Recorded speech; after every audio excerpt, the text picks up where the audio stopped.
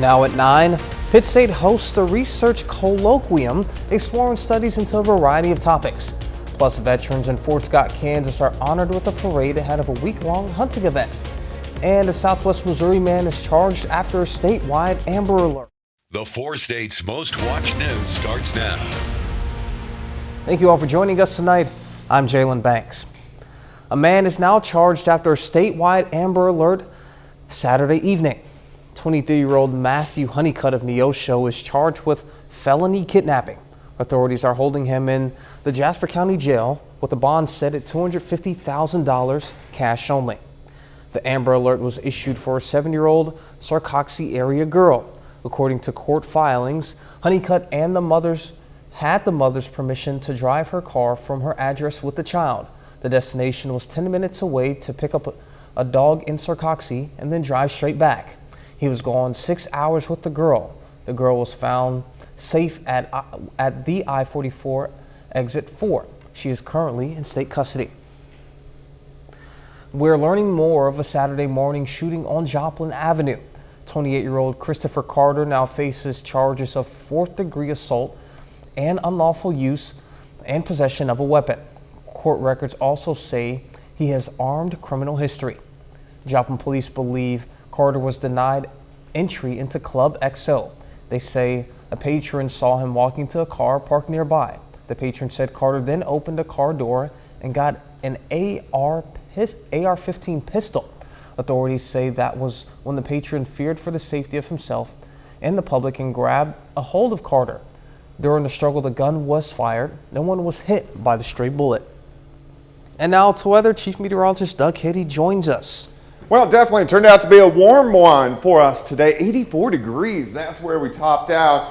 One of our warmest days we've seen so far in 2023. 59 is where we started. Average high is 70, so a good chunk above where we should be. Whoa.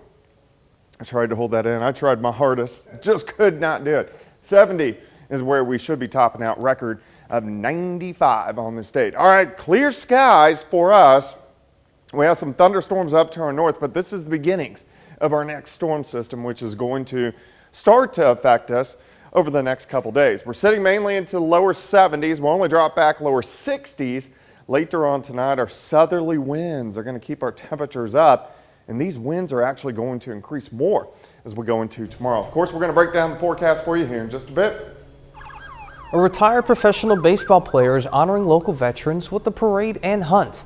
Fort Scott native Adam LaRoche is hosting the week-long hunt for veterans at his E3 ranch. The hunt kicked off today with a parade through Fort Scott showing support for the veterans. Well, anytime I feel like the school can get out and support the community and any community endeavors that they're wanting to do, I just feel like it's important for them to see what our community is all about. A lot of these kids, maybe they haven't experienced a parade, maybe they've never seen a veteran, and it's just another opportunity to kind of bring real life to the classroom. This isn't the first veterans hunt hosted by LaRoche, but it is the first one since the start of the pandemic. Some Pitt State students shared presentations about their semester-long research projects. KOAM's Amber Jenkins spoke to a few students about their findings. Pittsburgh State University held its annual research colloquium, where students present their research findings. One group of researchers presented a 6-week peer fitness course for people with disabilities. We create different activities and interventions to do with them that just focuses on physical activity and just getting them active and moving. Well, I think that there's oftentimes a lot less opportunities for individuals with disabilities to get the opportunity to work out and be fit, and so I think that us giving them opportunities is super awesome and really important. Zoe and Maddie has been working with individuals with disabilities since last semester, learning as they go through trials and errors with the fitness program. And then at the end of the 6 weeks, we will do the assessment again just to see if there's a change between the beginning assessment and then currently. From week 1, we can kind of see what works and what doesn't, and that way we can adapt for the later weeks of what we think would be most beneficial. The judges, made up of PSU faculty members, looked over the students' research and graded presentations. Zoe and Maddie weren't fazed by the judges, though. They were excited to share their passion. When I work with kids with different disabilities, I really like the mental health side of things, and so getting groups together with different disabilities, but more youth than necessarily like adults. Working with individuals with disabilities is something I enjoy doing, and it's something I'm looking forward to do in the future. Reporting in Pittsburgh, Amber Jenkins, KOAM News. There were 68 poster presentations, 25 oral presentations, and 17 virtual presentations. It was signing day at Pitt State, but not for athletes. Today was all about students in the electrical program. 9 students signed with companies for full-time employment and 3 signed internships. Industry representatives were there to celebrate. Officials say it's important that these students get the recognition that they deserve. So our program is very unique. We focus on residential, commercial, and industrial wiring. And our main goal is to introduce them to as many different wiring methods, as many different situations, tools, materials as we can while we have them to better equip them out in the field. The event was held in the rotunda of Pitt State's Kansas Technology Center. The Spivak Center for the Arts gave local poets a chance to put their skills to the test. They hosted their 15th annual 1,000 Words event. People were able to write a poem about the image on display for the center's National Photography exhibit. Today, those poems were read off. 15th year, and it's a poetry event that goes along. The different poets come in, they pick a photo to be inspired by, and then they sign up, and then tonight they're reading their poems. And it's just kind of a cool way to do something with this exhibit, the Photo Spivak exhibit. The National Photography exhibit will run until May 13th. Coming up, still searching for the origins of COVID-19. Officials on Capitol Hill pointing to a Chinese lab leak as the only possible explanation for the start of the COVID-19 pandemic. I'm Bill Malugin here in Washington. Details coming up. Officials on Capitol Hill testifying today on the origins of COVID-19, saying a Chinese lab leak is the only possible explanation for the start of the global pandemic. Their findings coming a day after the Senate released a report also suggesting the outbreak was accidentally released from a Wuhan lab. Fox News correspondent Bill Malugin has details. House Republicans investigating the origins of COVID-19 holding a second hearing on Capitol Hill Tuesday. A lab leak is the only explanation credibly supported by our intelligence, by science, and by common sense. This follows a new 300-page Senate report doubling down on that conclusion, finding 2 separate lab leaks in Wuhan, China likely triggered the global pandemic. The report claiming a smaller incident occurred at the Wuhan Institute of Virology in September or October 2019 and was contained. Then, a much larger leak a month later, as Chinese researchers were conducting highly risky gain-of-function research in an effort to develop a COVID vaccine. They were taking viruses that are already very contagious and making them more virulent. They were making them more transmissible as well. So doing those in a biosecurity level 2 or 3 lab, as a scientist, scares me to death. This comes as the FDA clears the way for some Americans to roll up their sleeves for another booster shot, with some 250 Americans still dying each day from COVID. People 65 and older can opt for a second dose after waiting at least 4 months since their last bivalent booster, which targets Omicron strains. That time shrinks to 2 months for immunocompromised adults. These high-risk groups who are at the highest risk for the most severe consequences would benefit from an additional dose. And this summer, the FDA will determine if a second booster shot will be made available to younger, healthier Americans. Reporting in Washington, Bill Malugin, Fox News. A group of doctors opposed to abortion is asking the Supreme Court to restrict access to a key abortion drug while the legal battle plays out. The justices are already considering what to do about mifepristone. Nearly 2 weeks ago, a federal judge in Texas ruled the FDA shouldn't have approved the drug back in 2000. Then last week, Justice Samuel Alito put a temporary hold on the decision to give the court more time to review the case. Alito set a deadline for the justices to reach a decision 1 minute before midnight Wednesday.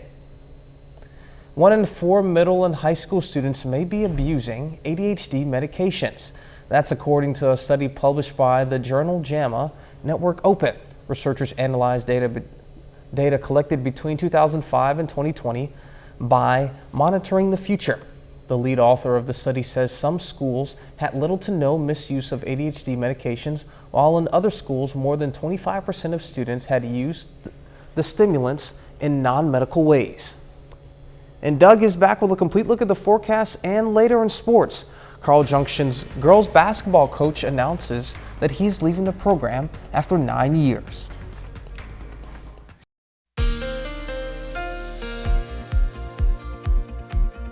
Well, it definitely turned out to be a warm, windy day for us today. Temperatures mid-80s for afternoon highs, which is way up there for the middle of April. And it looks pretty good right now. We have clear skies, a nice shot. This is Indigo Sky Casino and Resort. Also, the allergies have been high. So if you are an allergy sufferer, you're going to be suffering the next few days. Again, tomorrow, 11.3 out of 12. So right on the top of the allergy scale. Let's go ahead and zoom in. Look at our highs earlier today. 86 for Fredonia, 83 in Coffeyville. We had Afton at 82, 81 in Lamar, 79 in Bentonville. So just about everybody up into low to mid 80s. Now across the board, lower 70, 72, Nevada 72, and Parsons Grove is sitting at 70 degrees. We'll only drop back lower 60s a little bit later on tonight. 73 southerly winds 10 to 15, humidity is at about 41%. It's also windy. We got these southerly winds kicking in. Look at this, still 15 to 20, but we're getting gusts, which are higher than that. They started picking up really this afternoon, kind of gusts in that 20 to 30 mile per hour range, and then have increased into that 30 to 35 mile per hour range over the past couple hours. We'll sit near 40, and by morning, gust of 40. So this is a pretty windy day for us on Wednesday. Again, tomorrow, gusts kind of 40 upwards to about 43 miles per hour. In fact, we could press 50 by tomorrow night. On Thursday, once our cold front rolls through, then the winds will start to calm down just a little bit. For us tonight, we slide back only into lower 60s, and we're right back at 70 by 10 a.m. Clear skies here. Any thunderstorms, you have to track to our north. We did get some showers out there earlier this morning, but you can see a few severe thunderstorms southeastern parts of Nebraska. But this is our next storm system, which is going to be affecting us as we go through the next couple days. All right, let's go through time. Here's 7 a.m., lower 60s. Here come the clouds thickening up, so mostly cloudy skies. Should be in the lower 70s by noon. I think most of us upper 70s during the afternoon. The clouds will keep us a little bit cooler than what we did see throughout the daytime hours today. Now, tomorrow night, thunderstorms develop to our north, most likely severe. As they press in, they should weaken. We may get a few stronger storms in our northern counties, but this is 8 a.m. on Thursday, so late tomorrow night into Thursday morning. Periods of showers and thunderstorms, and then most of these will press east by the time we get into Thursday afternoon. 78 tomorrow, 72 on Thursday. Showers and thunderstorms mainly in the morning. Cooler Friday, a high of only 62, down to 36 Saturday morning, down to 32 Sunday morning. So we're going to get a couple frosts, possibly even a freeze as well. Just when we thought that we were out of the woods. Yeah. Here comes some potential frost. You got it. But we'll throw on a sweater and call it a day. There you go. All right, thank you, Doug. Coming up, Southwest still facing complications. A major ground stop called Tuesday morning thanks to a problem with a Southwest firewall. I'm Caroline Shively at Reagan National Airport. I'll have details coming up. More woes for Southwest. Another computer glitch forced the airline to stop flights nationwide from departing for a time this morning. This just happened in December when an outage forced the airline to cancel thousands of flights. Fox News correspondent Caroline Shively reports from the Reagan National Airport. Hundreds of flights were delayed across the country Tuesday morning as Southwest Airlines asked the Federal Aviation Administration for a ground stop. Southwest cited a firewall failure that caused data connection issues. Transportation Secretary Pete Buttigieg tweeted that his department is watching to ensure that Southwest Airlines takes care of all passengers who were affected and that any customer not getting the accommodations or refunds they are owed should notify the Transportation Department. Your flight was canceled. It'll still go to the final destination. Southwest is still working to repair its reputation after canceling half its flights from December 20th to the 29th because of a problem with the staff scheduling computer system. That was more than 16,000 flights canceled and thousands more passengers stranded in airports, unable to get home for the holidays. What are we supposed to do? It's ridiculous. It's lies. They can't even give us a direct answer. Tuesday's ground stop was minor compared to that. As of midday, FlightAware reported that Southwest had more than 1,800 delays, 44% of flights. That feeling is dreadful, especially when you're on your way back home and you're tired and you're ready to get settled back into your routine. When the delays happen, it's almost like you start thinking about all of these different things you could be doing. Don't like them. I get anxiety if I'm in the airport too long. As of now, there is no FAA administrator, and President Biden's nominee for the post recently withdrew his name from consideration. At Reagan National Airport, Caroline Shively, Fox News. More states are joining the effort to break up Google's digital advertising business. 9 more states joined the federal government's antitrust lawsuit against the tech giant. The Justice Department accuses Google of illegally monopolizing the digital advertising market by gobbling up rivals. The DOJ says Google does this through anti-competitive mergers and by bullying publishers and advertisers into using the company's proprietary products. The lawsuit was filed earlier this year. Up next, 4 months after collapsing on the field due to cardiac arrest, Buffalo Bills player Damar Hamlin announced some encouraging news. Buffalo Bills safety Damar Hamlin could be back playing on the field soon. Today, the team's general manager says Hamlin has been cleared to resume football activities. On January 2nd, the 25-year-old went into cardiac arrest after making a tackle in a game against the Cincinnati Bengals. Doctors and trainers administered CPR and used a defibrillator on the field to resuscitate Hamlin before he was taken out of the stadium in an ambulance. The Bills say 3 separate specialists have all agreed Hamlin can resume full activities. 30 more minutes of news, weather, and sports coming your way. A bill in Missouri would restrict what sports teams transgender girls and women could play for. Plus, the man accused of shooting a Kansas City teen for ringing the wrong doorbell turns himself in. Transgender girls and women would no longer be allowed to play on the same team as other girls and women under a bill passed in Missouri's Republican-led House. Lawmakers voted 104 to 46 to send the measure to the GOP-led Senate, which passed similar legislation earlier this year. The ban would apply to student athletes in 6th grade through college. It includes teams at private schools, public K through 12 schools, and colleges would lose state funding for allowing transgender girls to play sports with other girls. Missouri prosecutors are filing charges against a Kansas City man after he shot a 16-year-old boy. The homeowner claims he was acting in self-defense. Fox News correspondent CB Cotton has more.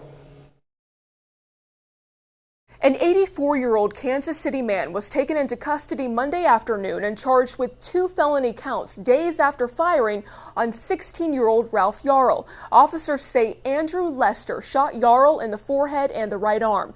The boy's parents say it's a miracle their son survived and is now awake and talking. One of his teachers from elementary school asked him for permissions to give a testimony. How good a student Ralph was. He smiled. Say, of course, he can talk about me. The shooting happened around 10 p.m. last Thursday when police say Yarl mistakenly went to the wrong home to pick up his 2 younger brothers. He rang the doorbell, and when Lester eventually answered, he had a gun and fired. Court documents say Lester heard the boy pulling on the storm door and was, quote, protecting himself from a physical confrontation. Yarl says he heard Lester yell, "Don't come around here," before getting up to run. We enforce the laws and we follow the laws, and that does not matter where you come from or what you look like or how much money you have. Everyone is held to the same standard. The shooting reigniting a debate over Missouri's Stand Your Ground law, allowing people to use deadly force if they reasonably believe they are about to be attacked. This 16-year-old should not have been shot in the head and then shot once more. That's the reason for the outrage. A rally for the 16-year-old boy will be held Tuesday night in Kansas City. In New York, CB Cotton, Fox News. In Kansas City, Hundreds of students held a unity walk today to support their classmate Ralph Yarl, who is recovering from the shot. The walk happened at Staley High School, where Yarl is a junior. The shooting has sparked outrage and protests in the community, including the suspect's house being targeted with eggs and graffiti. Students at the Covenant School in Nashville returned to class today, just over 3 weeks after the shooting that killed 3 students and 3 staff members. They are not returning to school itself just yet. Classes are temporarily being held in Brentwood Hills Church of Christ. It would operate on a limited schedule for the time being. The ATF director was in the hot seat on Capitol Hill today, facing questions from lawmakers as communities reel from another violent weekend of shootings. Fox's Madeline Rivera reports from Washington. 3 weeks after the Nashville mass shooting, protesters once again hit the steps of the state capitol, this time carrying caskets. They hope the image sticks with lawmakers whom they're urging to pass gun reform. Third graders saw the dead bodies of their friends. In Alabama, a community is also grappling with grief after 4 people were killed at a Sweet 16 birthday party over the weekend. That tragedy among the more than 160 mass shootings this year. New research shows the number of gun deaths among children and teens in the U.S. rose 50% in 2 years. This is not the time to sit and be complacent because 120 people at least die every day from gun violence. Still, passing more gun measures in a divided Congress is a tall task. How is this not a blatant attack on Americans' Second Amendment rights? Despite more Americans voicing concern over the political gun debate. Certainly, we all know the number of mass shootings in this country continue to rise. ATF has not significantly grown as firearms violence and violent crime in our country has grown. With action from Congress unclear, at least one company is taking action that could help curb the gun crisis. BioFire Technologies has developed a smart gun that uses fingerprint and facial recognition to prevent unauthorized people from firing it. But the push for a bipartisan solution remains. According to a new survey, gun-related incidents are becoming more common. 1 in 5 U.S. adults have been personally threatened by a gun. In Washington, Madeline Rivera, Fox News.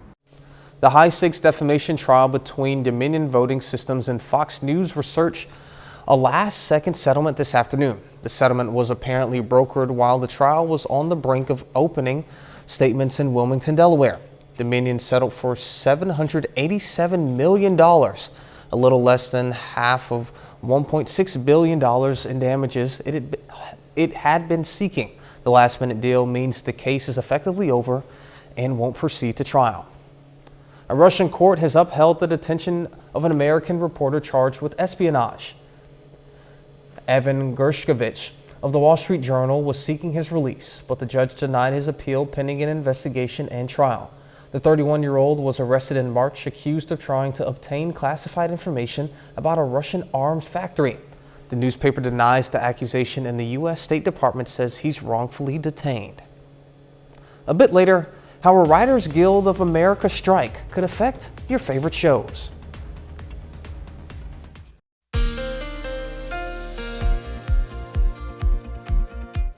Well, it definitely turned out to be a great day for us today. Temperature is fantastic into the mid-80s. Pretty much clear skies. That's what we have out there right now. Next shot, Indigo Sky Casino and Resort. Of course, allergies this time of the year, and they're up there today, right at the top of the scale. So if you are an allergy sufferer, you're going to have some issues as we go through the next couple days. Look at our highs today. Anywhere from 80 upwards to 86 officially in Joplin. It was 84 degrees. It's still very comfortable at 72 in Lamar, 71 in Pineville, it's 72 in Miami, 72 in Chautauqua. We can go outside. Here's 7th. Here's Rangeline. Sitting at 73, south winds at about 15 to 20, humidity at 41%. But the gust has started to really climb. It was definitely windy this afternoon, but it's going to be really windy later on tonight. Just look at the past few hours. You can see our wind gusts really increasing across the region now, 30 to about 35, 36, 37 mile per hour gusts. And these are going to go up even more as we go into the morning hours. We're going to have winds gusting kind of 40 upwards to about 45 at times all through the day. And then even tomorrow night, they approach 50. Now, once the cold front rolls through on Thursday, that's when the winds will start to calm down just a little bit. As we go through the overnight hours, not bad. We drop back lower 60s, back to 70 by 10 a.m. We still have clear skies, but we will start to get some clouds in here a little bit later on tonight. You can see a few little thunderstorms up to our north, but here's our next storm system, which is brewing out across the northern parts of the Rockies, which will affect us over the next couple days. All right, let's go through time. We're going to stop 7 a.m., lower 60s, clouds thicken, warm, it's windy, lower 70s by the noon hour.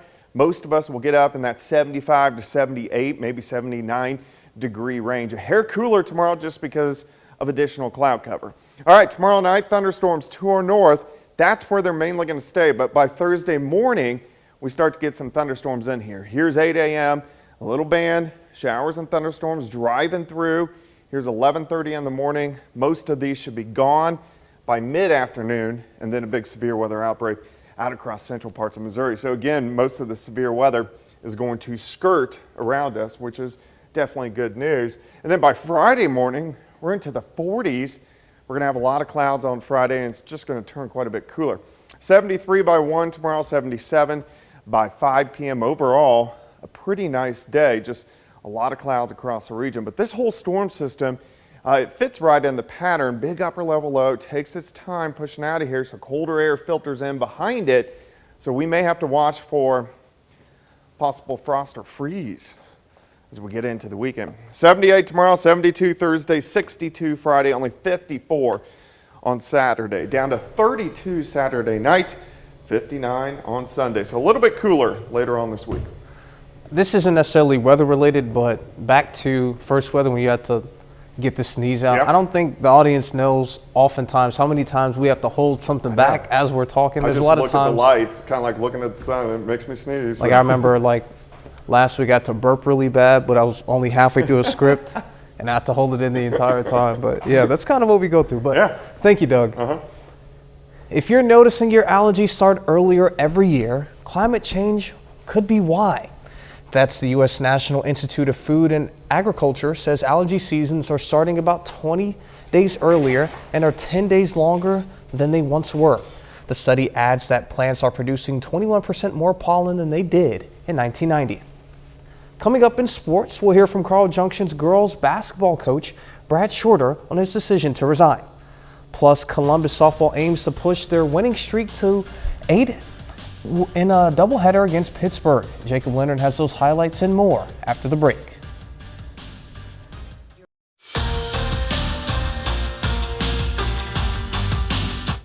One of the most successful girls basketball coaches in the state of Missouri resigns today. Carl Junction's Brad Shorter announces he is leaving the program after 9 years as head coach. Now, in those 9 years, no doubt Carl Junction has been one of the best programs in the state. They've made 4 trips to the Final Four the last 7 years, finishing as state runner-up twice. They're coming off arguably their best season in program history. Last season, Carl Junction was 30-2 overall, setting a new program record for wins and claiming their 8th consecutive district title. Here's Coach Shorter on why now is the right time for him to move on.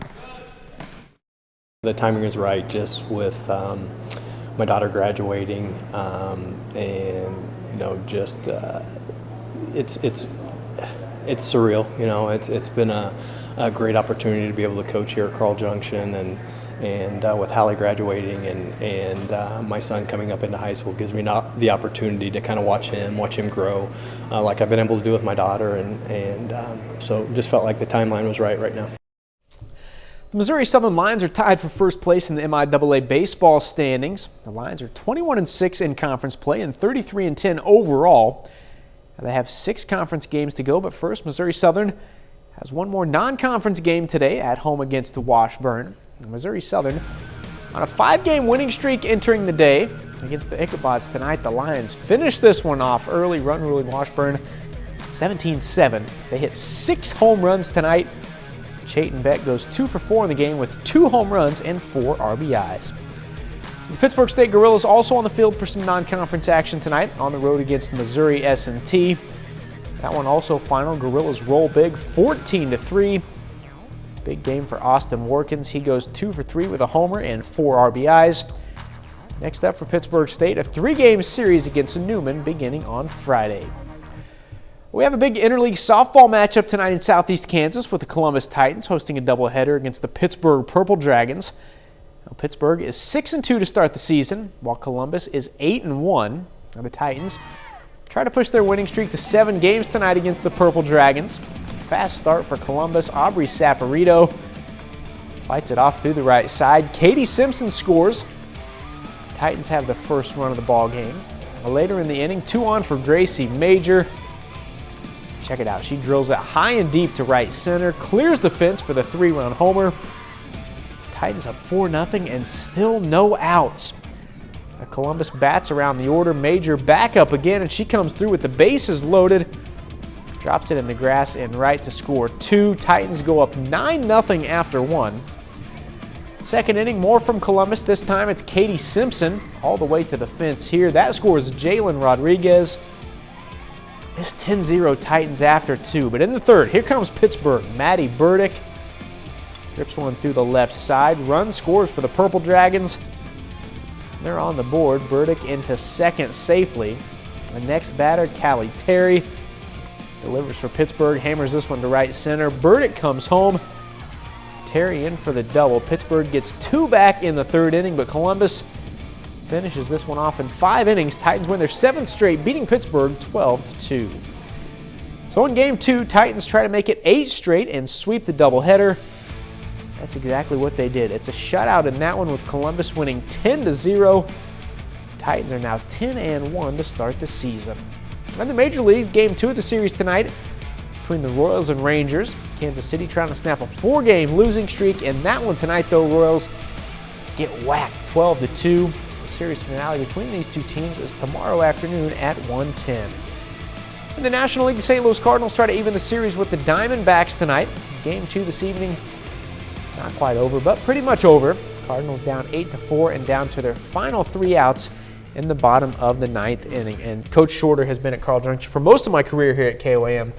He's always been great. It's such a great program to be around. I've had such a good time being around those girls, and it makes it easier as well. They're always very good. Absolutely. So basically, what he forgot to add in his interview was, you know what, Jacob Leonard's not going to be around anymore. Yeah, right. I guess it's time for me to step away too. Right.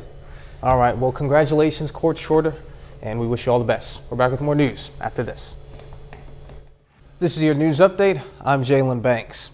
Some Pitt State students shared presentations about their semester-long research projects.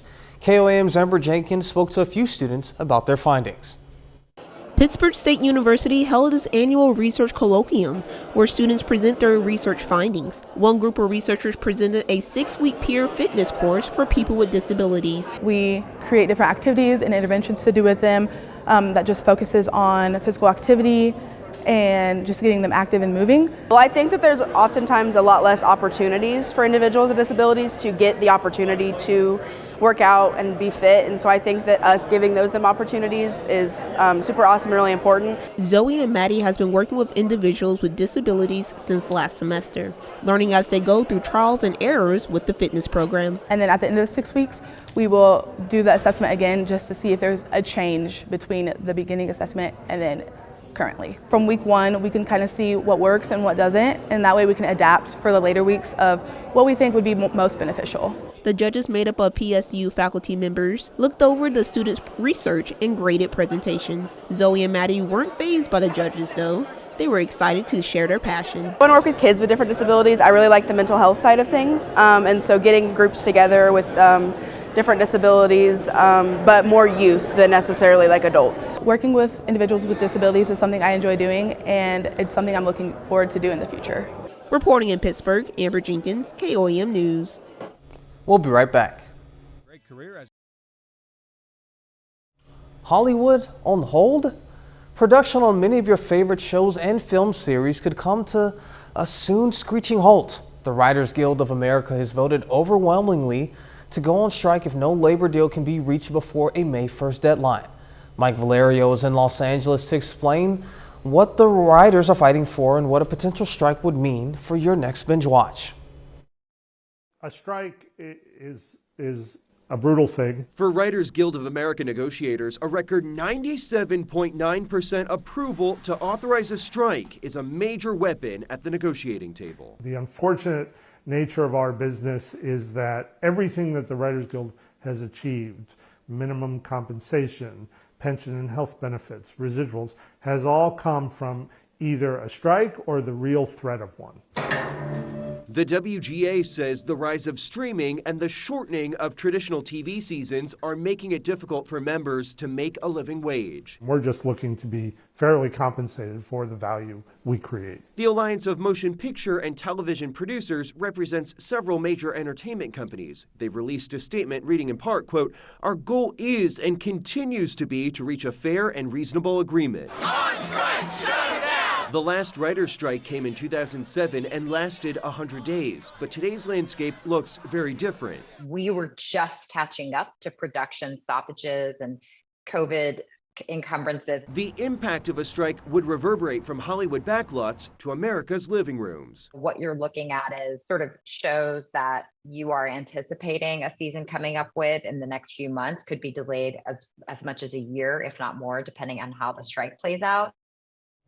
Netflix delivered disappointing results today. The streaming giant increased its subscriber base by 1.75 million customers in the first quarter. That's up nearly 5% from a year ago, but it still falls far below the 3 million new subscribers analysts predicted. The company said it's delaying a planned crackdown on password sharing until the second quarter. That's expected to lead to a drop in membership growth and revenue, which Netflix hopes will be temporary. Coming up, we'll learn about a ranch in Oklahoma letting people hug Highland cows as a form of therapy. Cow therapy is what a ranch in Claremore, Oklahoma hopes to bring to its customers. The Hug a Highland Cow sessions give animal lovers a chance to hug, brush, and love on fluffy cows and people who are hoofing it to their sessions. Reporter Kristen Weaver has more. Inside the green pastures of Lucky R Ranch, people fall utterly in love. I did cry last time I was here. The Highland cows are named after classic country superstars. Hello. Visitor Victoria Kreider is loving on Holly Dunn. Good girl, Holly. Victoria found out about Hug a Highland on Facebook. She loves cows but has never been next to one up close, so she booked a session and says it brought a lot of joy to her day. That time I was stressed with some family stuff and my job, and coming here was great. It was amazing. So this is a new girl that you didn't get to meet last time. This is Crystal Gale. Angie Rash has always wanted Highland cattle and decided to offer the one-on-one sessions a year ago after bringing a cow to the carnival. People asked to come visit the ranch and take pictures with the cow. It's all in how you bring them up. It's all in how you socialize them. Miss Holly Dunn loves being brushed, she loves her hugs, and of course, she loves her signature bows. We gotta stick her bow back in. Just like a 2-year-old, they don't like to have their bows on. Angie says this is a win-win. People love spending time with the Highlands. Oh my goodness. And the cows, like Holly, love it too. Like when you quit brushing her, she will nudge you. She wants to be brushed. Angie says the 30-minute sessions fill up fast, and running the ranch is hard work, but she's milking it for all it's worth. She's sighing. And that's our time for tonight, and thank you all so much for joining us. But before you go, we'll leave you with a video of baby bison out of Pennsylvania Game Reserve. Be safe, and we will do this all again tomorrow. See you then.